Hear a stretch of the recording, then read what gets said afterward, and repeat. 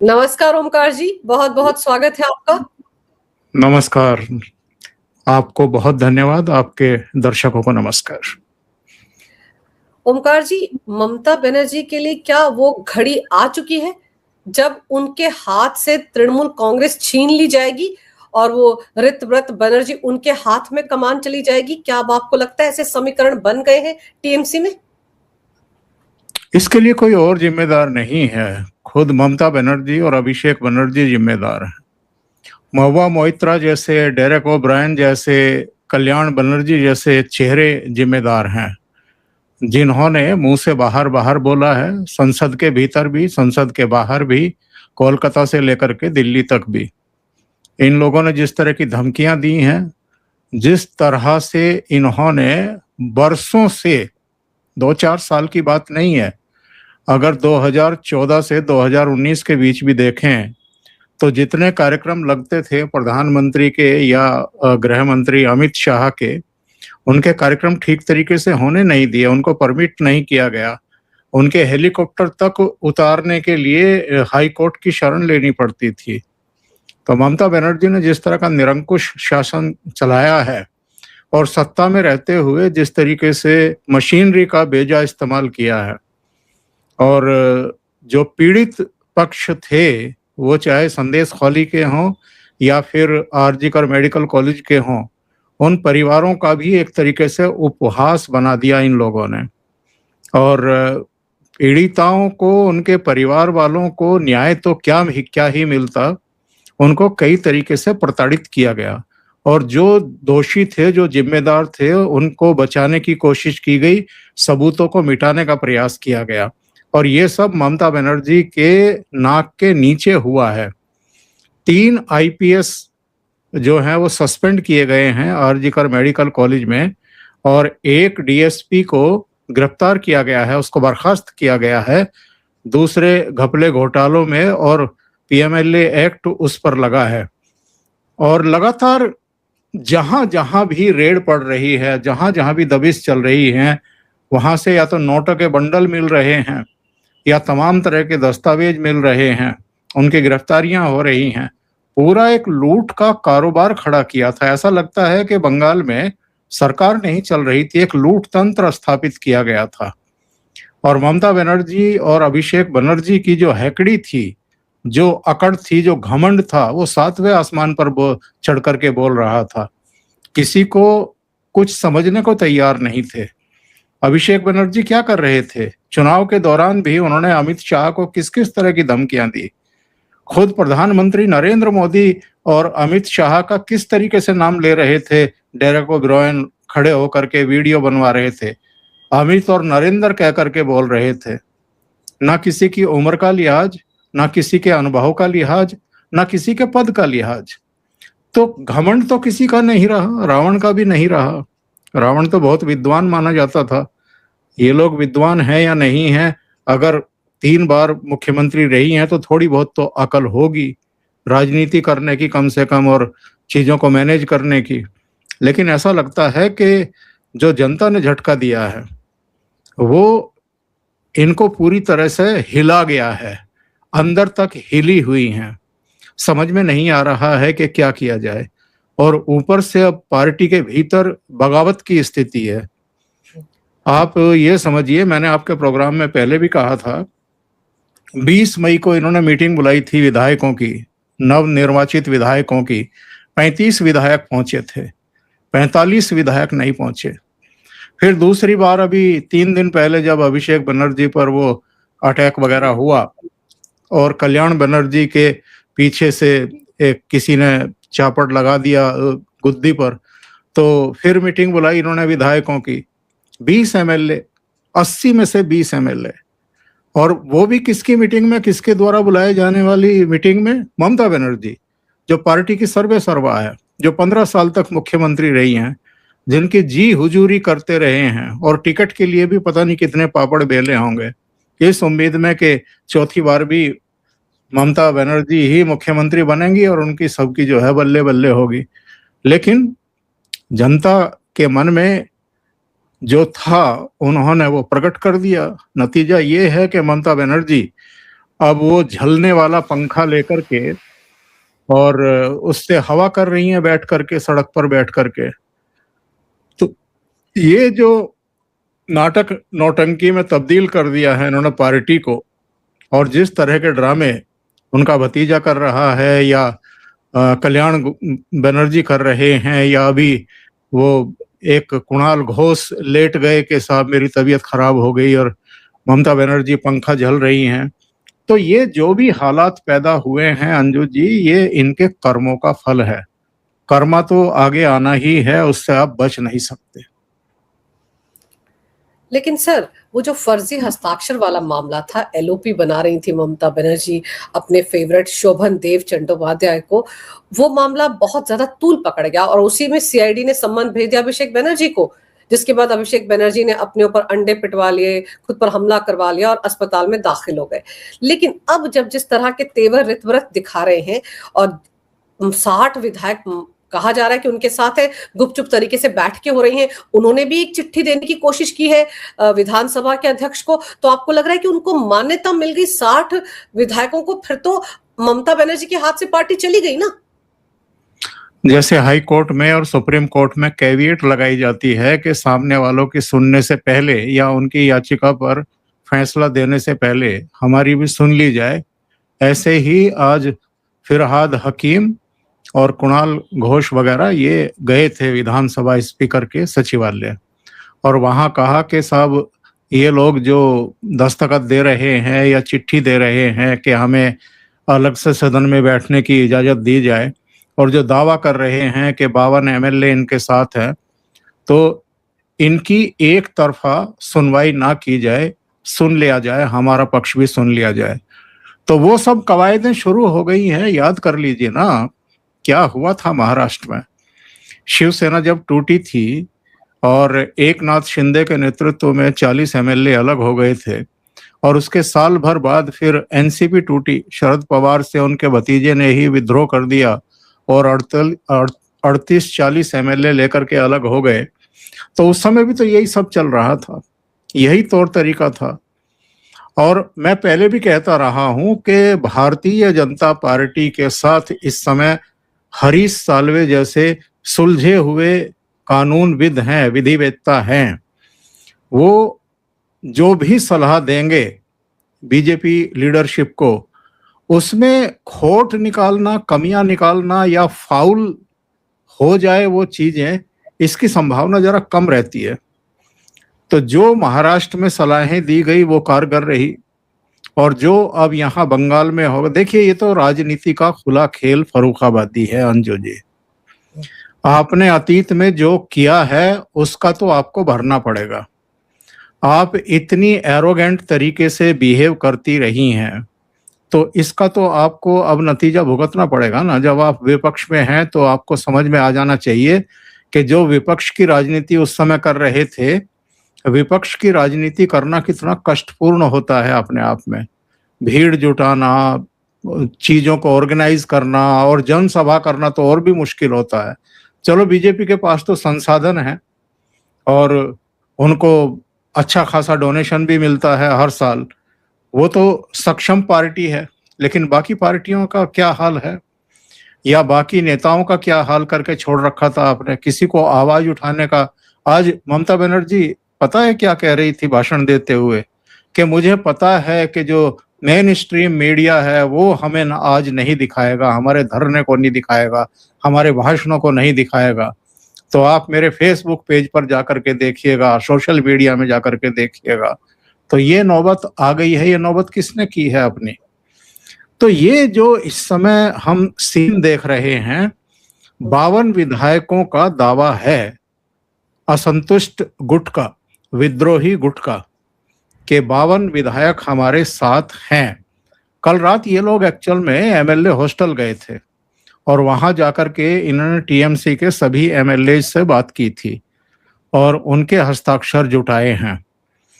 ये जो ऋतव्रत बनर्जी हैं और संदीपन साहा हैं, ऋतव्रत बनर्जी का तो एक बार ममता बनर्जी ने जब ये मंच से बोल रहे थे तो वहां भी अपमान किया था। ये बेसिकली वाम दलों से आए थे टीएमसी में, तो हमेशा ही अविश्वास से के घेरे में रहे, हालांकि सांसद भी रह चुके हैं, और जो सम्मान उनको टीएमसी में मिलना चाहिए था वो नहीं मिला है। अभी केवल ये दोनों विधायक थोड़ा मीटिंगों से किनारा कर रहे थे। भाई आप देखिए, 20 मई को बुलाई तो केवल 35 एमएलए आए थे, 45 गायब थे। फिर अभी 3 दिन पहले बुलाई तो केवल 20 एमएलए पहुंचे।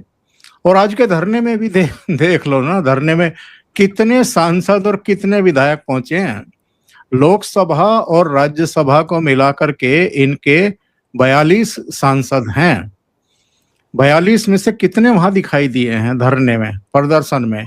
या कल्याण बनर्जी पर जो हुआ और जो अभिषेक बनर्जी के साथ हुआ, तो उसके बाद कितने एमएलए और कितने सांसदों ने बयान जारी करके उसकी निंदा की है। भाई राहुल गांधी निंदा कर रहे हैं, अखिलेश यादव कर रहे हैं, इसके अलावा अरविंद केजरीवाल कर रहे हैं, संजय सिंह और तमाम लोग कर रहे हैं, लेकिन ममता बनर्जी के अपने सांसद और एमएलए ही निंदा नहीं कर रहे हैं, वो कहीं भूमिगत हैं। तो इससे उनको समझ में आ जाना चाहिए कि दिन लद गए और टीएमसी पार्टी अब बिल्कुल टूट के कगार पर पहुंच गई है। सर, एक तो आप देखो 7 एमएलए पहुंचे, 5 एमपी पहुंचे, और ये नाम है जो पहुंचे विधायक।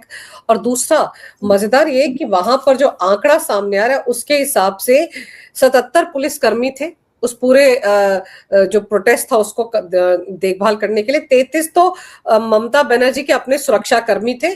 कुल मिलाकर 41 लोग थे वहां पर, और 80 विधायकों में से 7 पहुंचे सर। और कुछ यूट्यूबर होंगे और कुछ चैनलों के प्रतिनिधि होंगे कि कोई बवाल ना हो जाए, कोई लाठीचार्ज वगैरह ना हो जाए, उनको अच्छी सी फुटेज मिल जाए तो उसके बाद वो चलाएं। वरना सभी ने लगभग ओवरलुक किया है, क्योंकि सब जानते हैं ना कि ड्रामा कर रही हैं। वरना क्या वजह थी, क्यों किया इन्होंने ये धरना प्रदर्शन? नहीं, जरूरत क्या थी इसकी? क्यों आकर के बैठ गई है? क्या हुआ था? देखिए, ये 2 घटनाएं, ये अलार्मिंग सिचुएशन है उन लोगों के लिए जो एसी रूम्स में बैठ करके ट्वीट का खेल खेलते हैं। दिन में बस 10-12 ट्वीट करवा दीजिए। अब वो उसके लिए भी अपनी मीडिया टीम लगी रहती है इनकी, खुद वो भी नहीं करते हैं। विषय बता देते हैं, लैंग्वेज बता देते हैं, बाकी का काम वो करते हैं। तो इनको लगता है कि ट्वीट का खेल खेल के राजनीति की जा सकती है, चुनाव जीते जा सकते हैं, जमीन जो खोई हुई है उसको वापस पाया जा सकता है। यही तो काम कर रहा है मोस्टली विपक्ष। तो जो लोग ये कह रहे थे ना कि बांग्लादेश में जैन जी ने ये कर दिया जी, नेपाल में जैन जी ने ये कर दिया जी। नेपाल हालांकि हमारे सामने पिद्दी सा देश है, लेकिन फिर भी देश तो है, और अगर वैचारिक दृष्टि से देखें तो हमारे करीब भी है, और नेपाल से रोटी बेटी के रिश्ते भी हैं भारत के। लेकिन फिर भी नेपाल में जो कुछ हुआ है वो क्यों हुआ था? जो युवा थे वो असंतुष्ट क्यों थे? वो ऐसे शासकों से असंतुष्ट थे, नाराज थे, जो बेरोजगारी पर ध्यान नहीं दे रहे थे, जो विकास पर ध्यान नहीं दे रहे थे, जिनके बहू बेटे रिश्तेदार क्लबों में दिखाई देते थे, और जो पूरी मौज मस्ती के अंदाज में रहते थे। महंगी महंगी ज्वेलरी, महंगे महंगे वस्त्र, वो सब भी चलो, वो भी चल जाए, लेकिन भ्रष्टाचार ऊपर से, भयंकर भ्रष्टाचार, और कुर्सियों की बंदरबांट। कभी केपी शर्मा ओली, कभी आपके वो प्रचंड, कभी दूसरे, कभी तीसरे, मतलब आपस में ही कुर्सियां बांट रहे थे वो। जनता की तो कोई, युवाओं की तो कोई चिंता थी नहीं। तो इसलिए ये आक्रोश हुआ था, भ्रष्टाचारियों के खिलाफ आक्रोश था। और अब क्या हो रहा है बंगाल में? क्या हो रहा है? क्या ये देवता हैं जो पिट गए हैं, या जिनके साथ धक्का मुक्की हुई है, या जिनके सिर पर टमाटर या अंडे बरसे हैं? क्या हैं ये? इनकी छवि क्या है? और ये कैसे कैसे लोगों को संरक्षण देते रहे, और इनकी किन किन महिला मित्रों के इनके साथ कोलैब करके आवास मिल रहे हैं जो खरीदे हुए थे। ये सब चीजें पब्लिक की समझ में नहीं आती हैं कि क्या गुलगापाड़े किए हैं आपने जब सत्ता आपके हाथ में थी, पावर आपके हाथ में थी। तो ये गुस्सा है। और कैसे कैसे गुंडों को अलग अलग क्षेत्रों में आपने पाल रखा है, और फिर अगर चुनावी हिंसा में उनमें से 2-4 5-7 काम आ गए तो आप फिर उनके परिवारों के बीच जा रहे हैं, बिना सिक्योरिटी के जा रहे हैं। वैसे तो जब सत्ता थी तो 30-30 35-35 कारों का काफिला आपके साथ चलता था। इनके घर पर कोई मिलने जाता था, वो चाहे आईपीएस हो, आईएएस हो, या मंत्री हो, या बड़े से बड़ा नेता हो, उसको इंतजार कराया जाता था, मेटल डिटेक्टर से गुजारा जाता था, और वहां ये मोटरसाइकिल पर बैठ करके हीरो बनने के लिए पहुंच गए।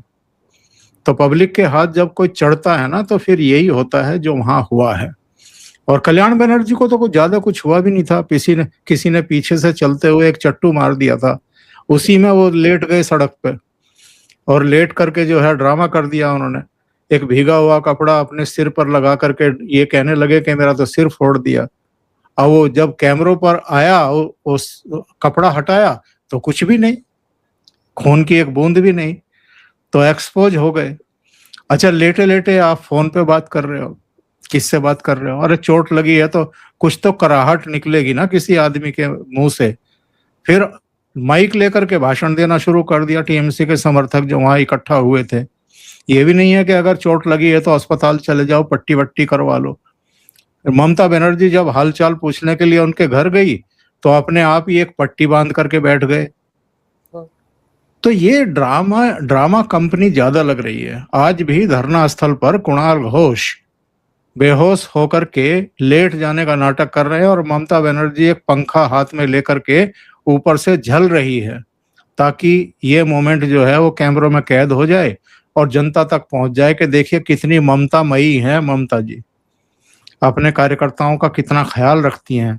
ये तो कुछ दुष्ट किस्म के 52-54 विधायक हैं जो हाथ छुड़ा करके भागने की मुद्रा में आ गए हैं। सर, ये जितना भी ड्रामा हो रहा है तो ममता बनर्जी तो एक्सपोज हो गई। कहीं आपको नहीं लगता कि ये जो इन्होंने धरना दिया था, जो प्रोटेस्ट किया, इसमें भी कोशिश कर रही थी कहीं से इनको कोई पत्थर आकर लग जाए या कोई अंडा आकर लग जाए तो ये भी सड़क पर फैल जाए और ये भी 2021 की तरह ड्रामा करके व्हील चेयर पर सवार हो जाए? क्योंकि इस वक्त तो ये जानबूझकर सड़कों पर उतर रहे हैं सिर्फ इस मकसद से कि कहीं से कोई अंडा या कोई पत्थर लग जाए और ये बवाल काट दे और कह दे देखिए कैसी लॉ एंड ऑर्डर है। आप देखो ना, जितना कुछ हुआ अभिषेक बनर्जी के साथ या कल्याण बनर्जी के साथ, उसके बाद एक सिरे से सारे विपक्ष ने, चाहे खड़गे हो, राहुल गांधी हो, अखिलेश हो, सबने बुराई की। लेकिन 2021 में जब पोस्ट पोल वायलेंस में इतने सारे हिंदू मारे गए थे सर, कितनों को लटका दिया गया था, कितनी महिलाओं के साथ बलात्कार हुआ, तब ये विपक्ष मुंह में दही जमा कर बैठा हुआ था। ये मुंह में दही जमा करके बैठे हुए थे, तभी तो दुर्दशा को प्राप्त हो रहे हैं अलग अलग राज्यों में, क्योंकि हिंदू अब जाग गया है, एकजुट हो गया है, और सनातनी एकता के सामने ये लोग टिक नहीं सकते हैं। आप इनके नाटक नौटंकी की बात कर रहे हैं कि कहीं से एक पत्थर आ जाए, टमाटर लग जाए, अंडे वंडे लग जाए। आपको याद है ये अरविंद केजरीवाल क्या कराया करते थे जब रोड शो करते थे? चांटा लगवाते थे किसी ना किसी से, स्याही फंकवा लेते थे, स्याही फेंकवा लेते थे, चांटा लगवा देते थे, और उसके बाद मिठाई का डिब्बा लेकर के चाटा मारने वाले के घर पहुंच जाते थे। एक बार मनीष सिसोदिया और खुद पहुंच गए थे मिठाई का डिब्बा लेकर के कि तुमने बहुत बढ़िया काम किया, मिठाई खाओ। तो ये जो बेशर्मी है ये भारत में ही देखने को मिल सकती है, वरना कानून को अपना काम करने देना चाहिए। जिसने आपको हार्म करने की कोशिश की है, आप पर अटैक करने की कोशिश की है, तो उसको आप मिठाई खिलाएंगे जा करके। और बाद में पता लगा कि उनमें से कई कार्यकर्ता तो टीएमसी, इसके आम आदमी पार्टी के ही पुराने कार्यकर्ता हैं जो इससे नाराज थे। एक वो 3 व्हीलर वाला था, एक कोई और था, कई ऐसे निकले जो जिसने हाथ उठाया, और फिर बाद में पता लगा कि वो टीएमसी में रह चुका है, टीएमसी के लिए काम कर चुका है। तो ये नाटक नौटंकी चलेगी। देखो, मेरा पहले भी ये कहना था, आज फिर दोहरा देता हूं, जब इतनी पिटाई हो रही हो, वैसे नहीं, मतलब चुनाव के क्षेत्र में, राजनीति के क्षेत्र में, जब मुकाबले में आप चारों खाने चित्त हो रहे हों, जीत की कोई संभावना ही दिखाई ना दे रही हो, तो आदमी बैठ करके रोएगा तो, गाएगा तो गा रहे हैं, ये छाती पीट रहे हैं, तो कम से कम इतना हक तो इनको देंगे लोकतंत्र में। तो वही चल रहा है, अभी स्यापा चल रहा है अंजू जी। तो इनके पानी वानी का इंतजाम करना चाहिए शुभेंदु अधिकारी को। वहां एक टैंकर वैंकर खड़ा करवा देते, 10-20 गिलास भिजवा देते कि भाई चलो आप लोग यहाँ गर्मी में आकर के बैठ रहे हो, स्यापा कर रहे हो, हाय तौबा कर रहे हो, गला सूख रहा होगा, लंबे लंबे भाषण दे रहे हो, पानी तो पियो कम से कम। शरबत वरबत का इंतजाम करवा देते। सर, ममता बनर्जी तो कह रही है बीजेपी को कि जब तक मैं तुमको सत्ता से हटा नहीं लूंगी तब तक मैं मरूंगी नहीं। और देखिए बीजेपी को साथ साथ ये भी कह रही है शुभेंदु को टारगेट करते हुए कि बीजेपी वालों के हाथ में सत्ता नहीं है, बाहर से आए लोगों के हाथ में सत्ता है। ये दुष्प्रचार इन्होंने चुनाव प्रचार के दौरान भी किया था कि गुजरातियों का राज हो जाएगा। तब अमित शाह ने कहा था कि बंगाल का बेटा बंगाल में ही पैदा हुआ, बंगाल में ही पढ़ा लिखा और बंगाल की ही राजनीति करने वाला बंगाल का मुख्यमंत्री होगा। तो हुआ मुख्यमंत्री, और जितने मंत्रिमंडल में शपथ लिए हैं वो भी सब बंगाल के ही हैं। वो ऐसा तो है नहीं कोई हरियाणा से या तेलंगाना से या महाराष्ट्र से लिया है या उड़ीसा से लिया है या मध्य प्रदेश के आदमी को ला करके शपथ दिला दी। तो शासन प्रशासन जिनको चलाना चाहिए उस राज्य के ही चेहरे होते हैं। लेकिन वो तो ये साबित करना चाहती थी ना कि हम बंगाली हैं और बंगालियों का अपमान हो रहा है। तो भाई क्या करने पहुंची थी 2021 में नंदीग्राम। तो नंदीग्राम तो आप बंगाल के बेटे के खिलाफ ही चुनाव लड़ने के लिए पहुंची थी ना, उनके घर में पहुंची थी। तो 2021 में भी शुभेंदु ने इनको हराया, करारी शिकस्त दी, और अभी फिर उसने कहा कि भाई बदला तो चुकाना चाहिए। तो 2026 में भवानीपुर में आ गए कि दीदी अब आपके घर में चुनाव लड़के देख लेते हैं। तो दीदी के घर वालों ने भी दीदी को हरा दिया 15,000 वोटों से। तो ये झुंझलाई फिर रही हैं। संकट ये हो गया है, इससे भी बड़ा संकट वो एक और है कि 80 विधायक तो चुन करके आ गए, उनको लीड कोई सा भी नहीं कर सकता। मतलब ममता बनर्जी भी नहीं कर सकती और अभिषेक बनर्जी भी नहीं कर सकता। हिम्मत ही नहीं पड़ रही है कि नंदीग्राम से जाकर के चुनाव लड़ लिया जाए। वरना मौका तो है ना ममता बनर्जी के सामने कि अपनी श्रेष्ठता साबित करे, अपनी लीडरशिप साबित करे, अपनी लोकप्रियता साबित करे। जाए नंदीग्राम में, जिसको भी शुभेंदु अधिकारी और भारतीय जनता पार्टी अपना उम्मीदवार बनाए, उनको हरा करके विधानसभा में जाएं, अपने विधायकों को लीड करें और नेता प्रतिपक्ष बन करके बैठें, वहां संघर्ष करें 5 साल। लेकिन इतना ना कुवत है, ना आत्मविश्वास है और ना ही हिम्मत बची है। सर हिम्मत तो बची नहीं है ना, आप देख लो कि रैली में कितने लोग पहुंचे थे। पर सर एक चीज और है कि जो तृणमूल कांग्रेस के नेता हैं, जिस तरह की बयानबाजी वो अभिषेक बनर्जी के खिलाफ कर रहे हैं ममता की बजाय, ऐसा लगता है कि उनकी नाराजगी ज्यादा अभिषेक बनर्जी से है। देखिए, अभिषेक बनर्जी में ममता बनर्जी की जान बसी हुई है, तोते में जान है ममता बनर्जी की। तो डायरेक्ट ममता बनर्जी पर अटैक क्यों किया जाए? उनके तोते पर अटैक करो, जिसमें उनकी जान बसी हुई है उसके खिलाफ खड़े हो जाओ। तो ये डायरेक्ट इनडायरेक्ट वे में ममता बनर्जी के ही खिलाफ गूंजता है जितना भी आ रहा है। ये अभी थोड़ा सा उम्र भी है, एक लिहाज भी होता है। भाई एक पॉलिटिकल पार्टी खड़ी करी है, स्ट्रीट फाइटर रही है, वो जैसा भी रहा है, वामपंथियों का शासन उखाड़ करके फेंका है 33-34 साल पुराना। भाई आप देखो ना कि 77 से लेकर के 2011 तक वामपंथियों का शासन रहा। पहले 2000 तक, सन 1977 से 2000 तक ज्योति बाबू रहे, फिर 2000 में बुद्धदेव भट्टाचार्य बने, 2011 तक रहे। इतना लंबा शासन, और वो भी अराजक शासन था। तमाम तरह के दमनकारी उपाय उन्होंने भी सत्ता में बने रहने के लिए अपनाए थे। क्रूर थे एक तरीके से, और वही रास्ता फिर ममता बनर्जी ने अपनाया। नारा दिया मां माटी मानुस का, लेकिन ये चुनाव खत्म होते होते मुर्गे पे, मटन पे और मछली पे आ गई कि ये खाने नहीं देंगे। तो बीजेपी के नेताओं ने रेस्टोरेंट में बैठ करके मछलियां खाई कि हम तो खुद खाते हैं, और अभी 5 रुपए की मछली की और भात की प्लेट उन्होंने शुरू कर दी 400 जगहों पे पूरे बंगाल में।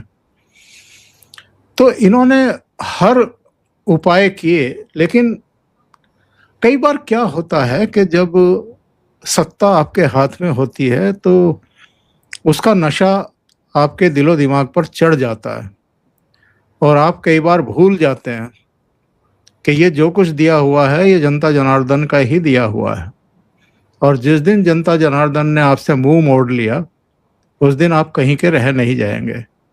तो उसी अवस्था को प्राप्त हो गई है ममता बनर्जी।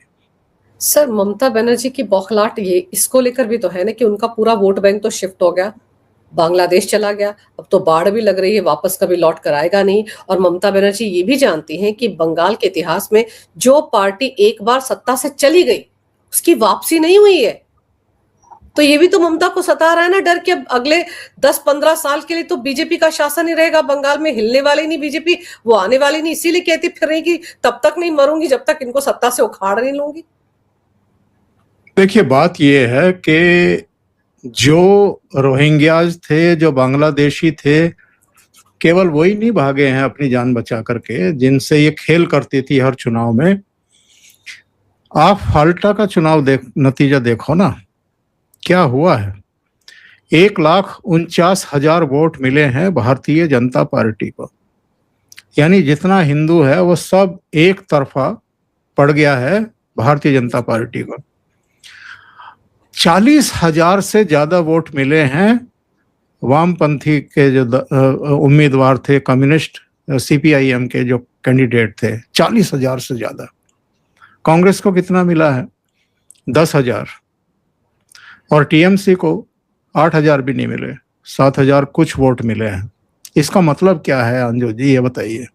इसका मतलब ये है कि जब आपका प्रत्याशी मैदान में ना हो तो 1 मिनट नहीं लगता है मतदाताओं को ये फैसला करने का कि फिर हमारी चॉइस कौन है। कांग्रेस पर नहीं गए वो, कांग्रेस को केवल 10,000 वोट मिले हैं रज्जाक को। 40,000 वोट एक हिंदू कैंडिडेट है सीपीआईएम का, मुसलमानों ने उसको वोट दिए हैं। ये बड़ा खतरा है ममता बनर्जी के लिए और कांग्रेस के लिए भी, कि अभी वामपंथी पूरी तरीके से जड़ मूल से उखड़े नहीं हैं। अभी भी जगह जगह उनकी मजबूत उपस्थिति है।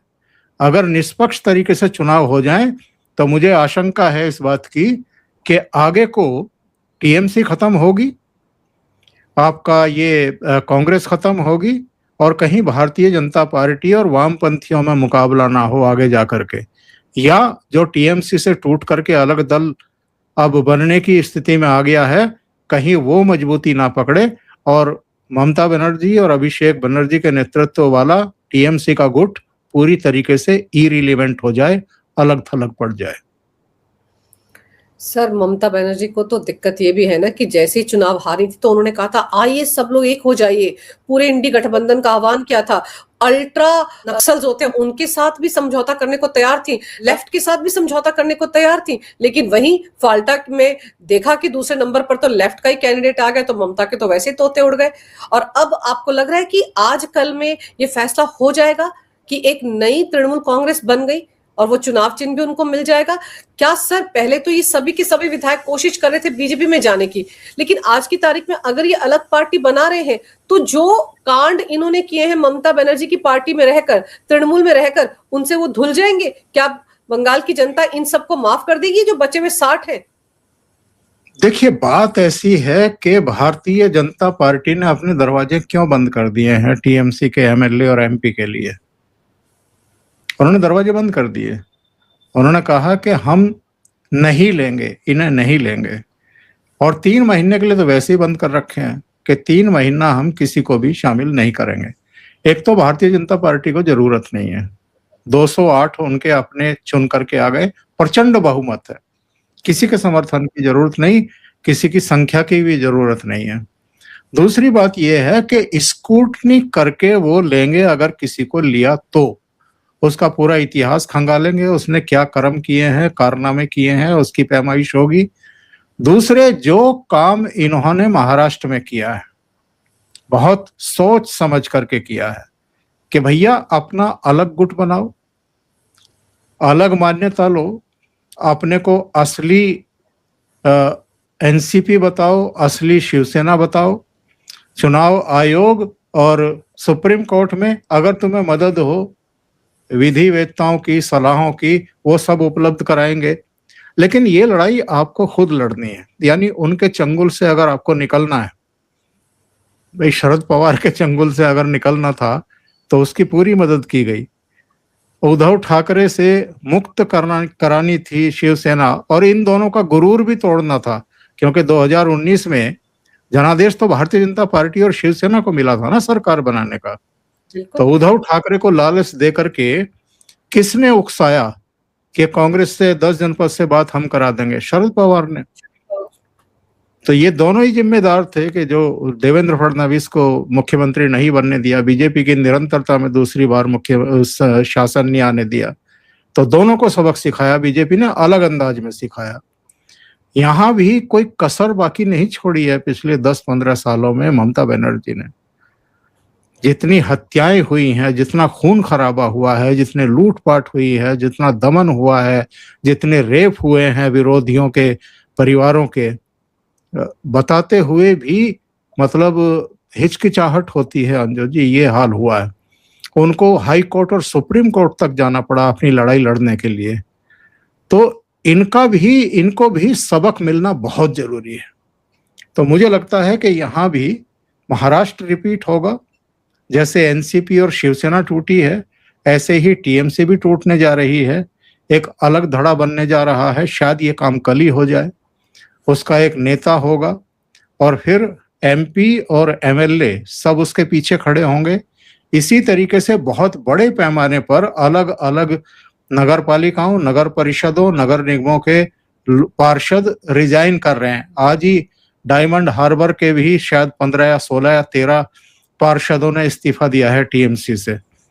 तो जितनी जरूरत पड़ेगी पार्टी की मान्यता के लिए कि भाई ये ही असली पार्टी है, उसके लिए कवायद बहुत बड़े पैमाने पर चल रही है इस समय।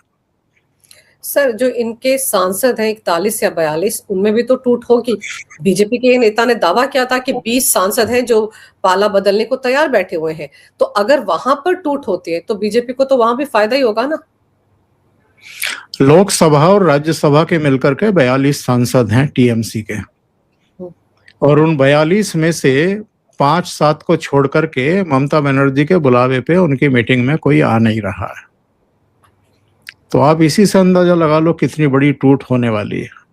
सर, ममता बनर्जी के लिए आने वाला वक्त बड़ा कठिन होता जा रहा है, और उनको इस प्रोटेस्ट में ही समझ में आ गया होगा कि उनके साथ तृणमूल कांग्रेस के कितने विधायक और सांसद हैं। सबसे ज्यादा शर्म की बात तो ये है सर कि कोई 7 विधायक पहुंचा, 5 एमपी पहुंचे, और जनता तो नाम मात्र की थी वहां पर। तो किस मुंह से ममता बनर्जी ये आरोप लगा रही थी बीजेपी पर कि 177 सीटों पर धांधली हुई है। ममता बनर्जी को अपने गिरेबान में झांकने की जरूरत है सर।